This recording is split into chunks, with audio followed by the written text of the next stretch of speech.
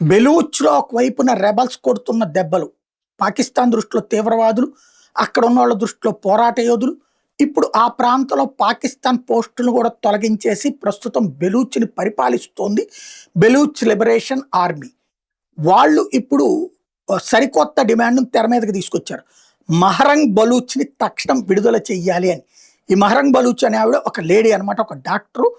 Baloch ఎగ్జహ్దీ committee బీవైసీ అనే సంస్థను పెట్టి బలూచిస్తాన్లో జరిగే కిడ్నాప్లు, మానవ హక్కుల ఉల్లంఘనల మీద పెద్ద ఎత్తున ప్రపంచం దృష్టికి తీసుకువెళ్తున్నారు. 2025 మార్చిలో క్వెట్టాలో జరిగినటువంటి ఒక నిరసన కార్యక్రమంలో పాల్గొన్న సందర్భంలో ఆమెను అరెస్ట్ చేసి ఓ తప్పుడు కేసు పెట్టారు. ఏమని? ఇది 2025 మార్చిలో అరెస్ట్ చేసి 2024 గ్వాదర్లో జరిగిన నిరసనలో ఒక సైనికుడు, పాకిస్తాన్ సైనికుడిని చంపేశారు బెలూచ్ రెబల్స్. ఆ చంపిన వాళ్ళు ఇన్స్పైర్ అయింది ఈమె మాటల కారణంగానే.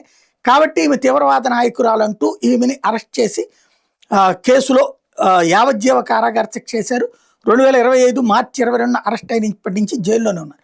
ఆమెని తక్షణం విడుదల చెయ్యాలి అన్నటువంటిది బెలూచ్ రెబల్స్ అడుగుతున్నారు.